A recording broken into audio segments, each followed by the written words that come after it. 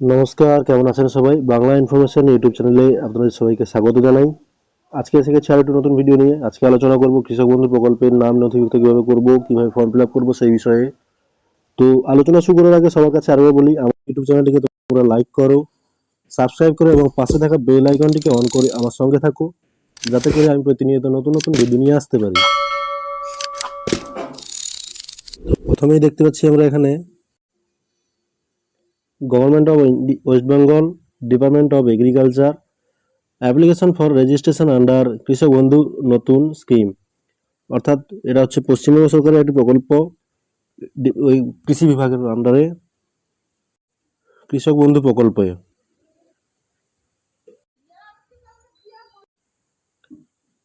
প্রথমে রয়েছে এখানে স্ট্যাম্প সাইজ ফটো দিতে হবে। এখানে পাসপোর্ট সাইজ ফটো লাগবে না, স্ট্যাম্প সাইজ ফটো লাগবে। এবং তারপর রয়েছে পার্সোনাল ডিটেলস, নাম দিতে হবে ইংরেজি অক্ষরেই। তোমরা দুয়ারে সরকার ফর্ম থেকে ক্যাম্প থেকে এই ফর্মটা সংগ্রহ করতে পারবে। সেখানে বাংলাতে পেতে পারো অথবা ইংরেজিতে পেতে পারো। যদি বাংলাতে পেয়ে থাকো তবে নামটা কিন্তু অবশ্যই ইংরেজিতে ফিল আপ করতে হবে এবং ব্যাংক ডিটেলসটা কিন্তু ইংরেজিতে ফিল আপ করতে হবে। তো প্রথমেই রয়েছে নাম, একদম ব্লক লেটার্স লিখতে হবে, অর্থাৎ বড় অক্ষরে লিখতে হবে। এবার তারপরে রয়েছে নেম অ্যাজ পার পর্চা, অর্থাৎ জমির রেকর্ড অনুযায়ী যে নামটা রয়েছে, পর্চা রয়েছে, সেই নামের সঠিকভাবে লিখতে হবে। রেসিডেন্সিয়াল অ্যাড্রেস রয়েছে, ভিলেজ দিতে হবে প্রথমে,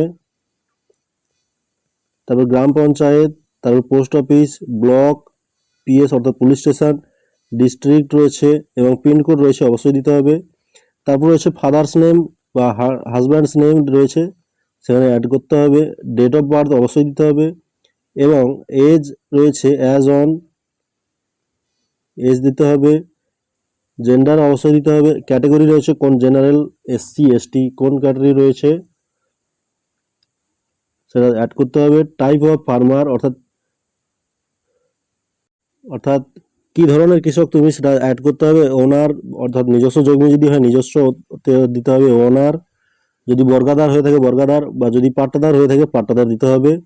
তারপর রয়েছে মোবাইল নম্বর এবং অল্টারনেটিভ মোবাইল নম্বর রয়েছে, যদি থাকে তবে দেবে, নাহলে না দেওয়ার দরকার নেই। তারপর রয়েছে আধার কার্ড ম্যান্ডেটরি, অর্থাৎ অবশ্যই আধার কার্ডের নম্বর দিতে হবে এবং ভোটার কার্ডের নম্বর দিতে হবে, অর্থাৎ এপিক নম্বর ম্যান্ডেটরি, অর্থাৎ অবশ্যই দিতে হবে এই নম্বরগুলো। অর্থাৎ আধার কার্ডের নম্বর এবং এপিক কার্ড অর্থাৎ ভোটার কার্ডের নম্বর অবশ্যই দিতে হবে। তারপরে দিয়ে রয়েছে কাল্টিভেটেবল ল্যান্ড ডিটেলস, অর্থাৎ কোন জমিতে চাষ করেছো সেই ডিটেলসটা দিতে হবে এখানে। ডিস্ট্রিক্ট রয়েছে, ব্লক রয়েছে, অর্থাৎ তোমার জায়গাটা কোন ব্লকের অন্তর্গত সেটা দিতে হবে এবং মৌজাত রয়েছে কোন মৌজার অন্তর্গত সেটাও দিতে হবে। তারপর রয়েছে জে এল নম্বর, অর্থাৎ তোমরা তোমাদের রেকর্ডে একটু ভালো করে খেয়াল করে দেখলে দেখতে পাবে জে এল নম্বর বলে একটা নম্বর দেওয়া রয়েছে, ওই নম্বরটা এখানে লিখতে হবে।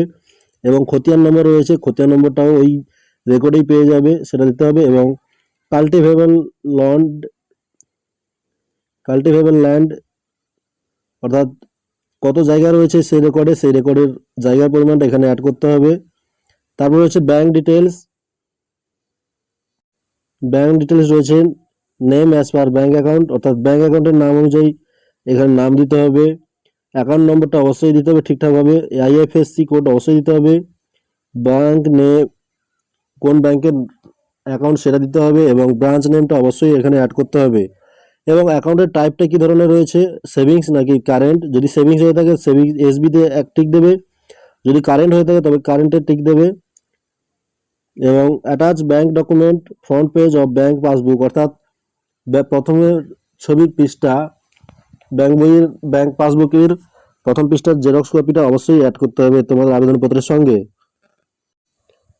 তারপর রয়েছে নমিনি ডিটেলস, নমিনি অর্থাৎ এখানে অবশ্যই নমিনি একটা অ্যাড করতে হবে। নেম অফ নমিনি রয়েছে, প্রথমেই একদম দেওয়া রয়েছে, নমিনির নাম দিতে হবে। রিলেশন, রিলেশন উইথ অ্যাপ্লিক্যান্ট, অর্থাৎ আবেদনকারীর সঙ্গে সম্পর্ক কী রয়েছে সেটা অ্যাড করতে হবে। নমিনিস ফাদার বা হাজব্যান্ড নেম রয়েছে, যার নমিনি রয়েছে তার ফাদার্স নেম অবশ্যই দিতে হবে। ডেট অফ বার্থ দিতে হবে এবং বয়স কত সেটা দিতে হবে। নেম অফ গার্ডিয়ান, অর্থাৎ অভিভাবকের নাম দিতে হবে এখানে। যদি 18 বছরের নিচে হয় তবে অভিভাবকের নাম অবশ্যই দিতে হবে। তারপরে রয়েছে কেবি আইডি অর্থাৎ কৃষক বন্ধু আইডি যদি থাকে কৃষক বন্ধু আইডিটা এখানে দিতে হবে। এপিক নম্বর অর্থাৎ ভোটার কার্ডের নম্বর এবং আধার নম্বর অবশ্যই এখানে অ্যাটাচ করতে হবে। এবং শেষে দেওয়া হচ্ছে ডেটটা যে ডেট জমা জমা দেবে ওই ডেটটা ওখানে দিতে হবে।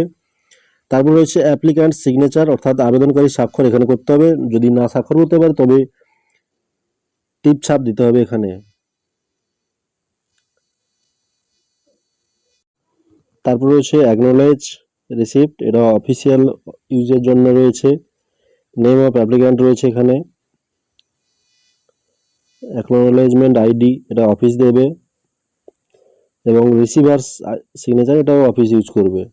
তো এখানে তোমরা কেউ কোনো লিখবে না এবং জমা দেওয়ার পরে এই অংশটা তোমাদের কেটে দিয়ে দেবে। মনে করে এটা অবশ্যই সংগ্রহ করতে হবে জমা দেওয়ার সময় থেকে। তো এই প্রকল্পে নাম নথিভুক্তকরণের জন্য কি কি কাগজপত্রের প্রয়োজন রয়েছে voter identity card, Aadhaar card, first page of bank passbook অর্থাৎ ব্যাংকের পাসবইয়ের প্রথম পেজটার xerox, mobile number, recent record, self declaration documents এবং ওয়ারিশন সার্টিফিকেট গ্রাম পঞ্চায়েতের প্রধানের থেকে। তো এই সমস্ত কাগজপত্রগুলো ফর্মের সঙ্গে অবশ্যই জমা দিতে হবে।